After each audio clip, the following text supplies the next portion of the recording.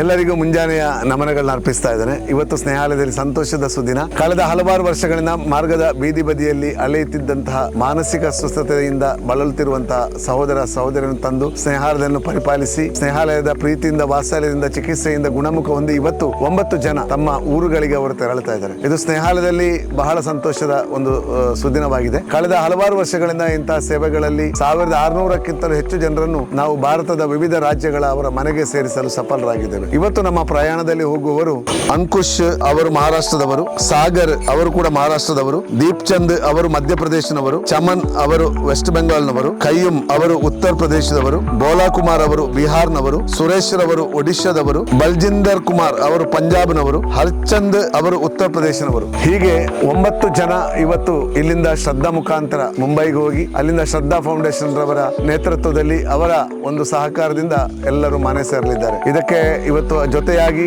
ಬಸವರಾಜರವರು ಶ್ರದ್ಧಾ foundation ನ, ಅದೇ ರೀತಿ ನಮ್ಮ ಚಾಲಕರು, ಅದೇ ರೀತಿ MSW ನ ನಮ್ಮ ಸ್ವಯಂ ಸೇವಕರಾದಂತಹ ಸಿರಾಜಿರವರು ಇದಕ್ಕೆ ಸಾಥ್ ನೀಡಲಿದ್ದಾರೆ. ನಿಮ್ಮೆಲ್ಲರ ಪ್ರಾರ್ಥನೆ ಈ ಪ್ರಯಾಣದಲ್ಲಿ ಇರಲಿ. ಕಳೆದ 16 ವರ್ಷಗಳಿಂದ ನಿರಂತರವಾಗಿ ಈ ಸೇವೆಗಳಿಗೆ ಸಹಾಯ ಮಾಡಿದ ಎಲ್ಲ ದಾನಿಗಳನ್ನು ಮಗದೊಮ್ಮೆ ವಂದಿಸುತ್ತಾ ಸರ್ವರಿಗೂ ಸರ್ವೇ ಜನ ಸುಖಿನೋ ಭವಂತು.